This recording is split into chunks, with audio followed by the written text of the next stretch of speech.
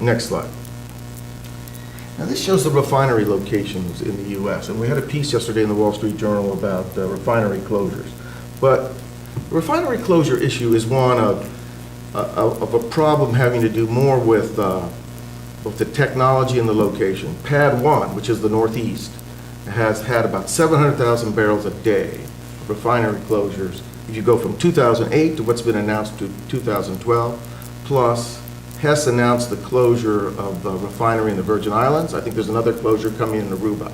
But what's happening here? Well, we have declining demand. But also what's happening is the Gulf Coast, next slide.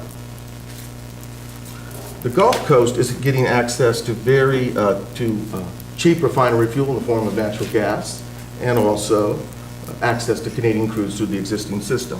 I want to take a look at this slide. This is a map of the disposition of crude oil within the North American continent, I mean the American piece of the North American continent. If you can look, in the middle of the United States today, there is no non-US, non-Canadian crude.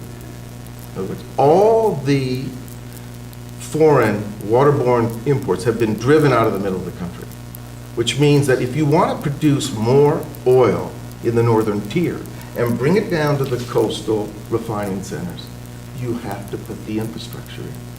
So Keystone is really, the decision to punt on Keystone is more a strategic loss than an economic loss, because it says we are not convinced that this piece of the kind of North American Renaissance is really worth it. You know, we're spending all this time dithering over it, yet it has this huge value as a strategic asset for the United States.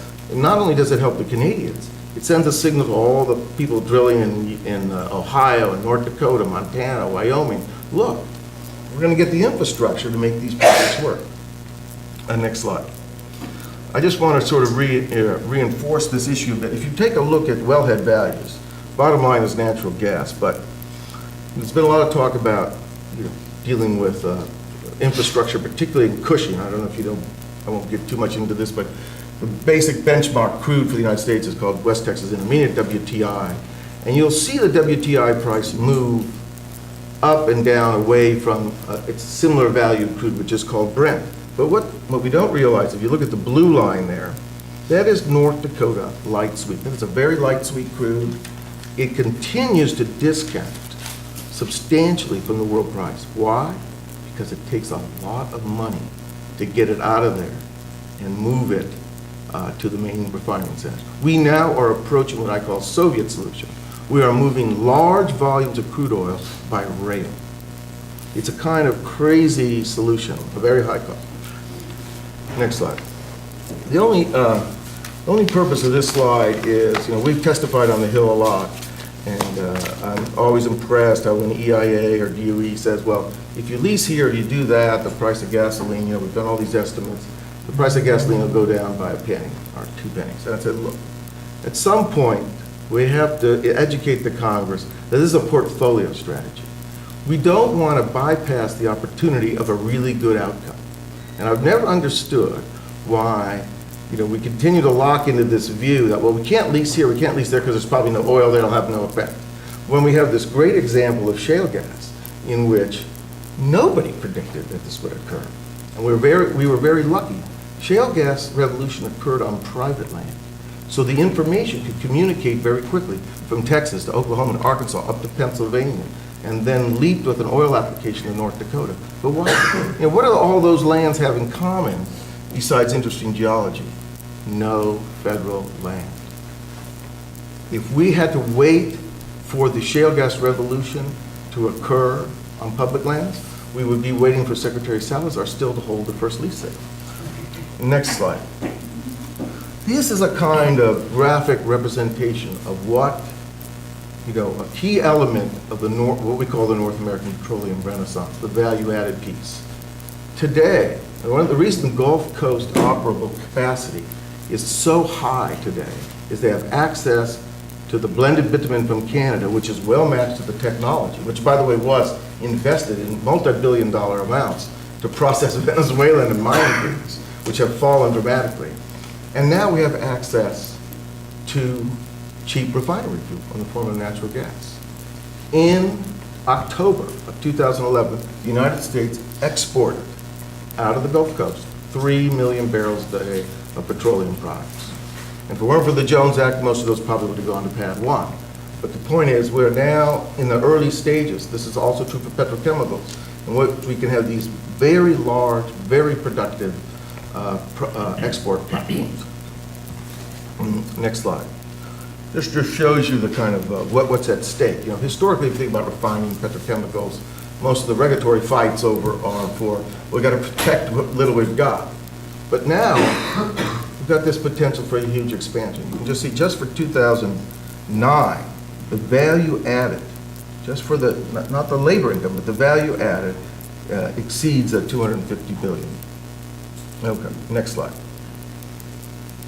Okay, I think, you know, one of the things is there's a big, I see on the Hill, I saw Senator Reeves last night said, well, you can use Keystone if you don't export any of it.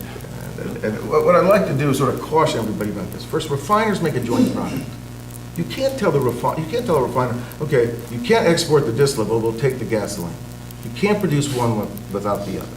You know, it's like trying to get a steak and not get the leather. That is a problem in the refining business. They make a joint product. And so we need a system that is as open as possible for both access to feedstock and access to foreign markets. Now, if you want to move the Gulf exports to Pad 1 or to Hawaii or wherever else you want to move them within a large continental country like the United States, you have to waive the Jones Act, or you have to build a lot more Jones Act tankers. Okay. Okay, so here are my, next slide, here are my takeaways.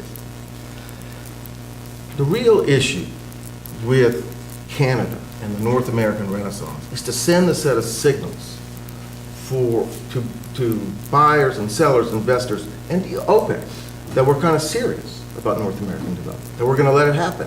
We're going to, we're going to regulate it in an appropriate way, but we're going to embrace it. And here's the thing to keep, the real risk to the Canadian, to this sort of shenanigans we're taking place here, is that we may get the Canadians actually to produce less oil. They may not be able to pull off their West Coast strategy. And that is a huge strategic loss. Because if we can, whatever we do, if the long-run price of oil can come down by $20 a barrel, the present value savings to the U.S. economy is $1 trillion. These are big, big bucks.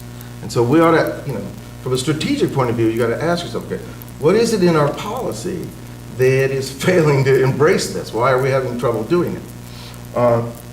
It's a high vendor. The other point I talked about is that there's huge potential for economic growth. Now, let me say something about jobs. People talk about jobs all the time. I saw Lisa Jackson talk about, well, you know, it's terrible. They delayed these regulations, and we're going to all these inspectors we could have hired. Look, if you want jobs, there's two ways we can get jobs. We could go back to 18th century agriculture. We had a lot of jobs on the farms then. We have half the country dig holes and half the country fill them up. There's lots of ways to get lots of jobs. But the real issue here is, are we going to permit, in both ways, permit the high value added projects? If we let the high value added projects roll out, we'll get the economic growth, we'll get the income. A lot of that income will go to state and local governments, and we'll get the employment. But if we have a strategy that tries to bypass those and go just for the low value projects, we're not going to get the employment growth. Finally, we've written a lot on ethanol and biofuels. I won't talk too much about that, but I'd say that one of the issues out there that some of these exotic technologies are now at the risk of catastrophic financial failure. People haven't seen it yet. It's starting to happen with electric cars. You're going to see it happen with several other exotic technologies. It's not that they're not worthwhile. They're just not worthwhile yet. Finally, that's my sort of message on Keystone. I think it's interesting that the focus is a more narrow political issue, but I think it's important to think of it as a strategic asset and one that should be evaluated that way. Thank you.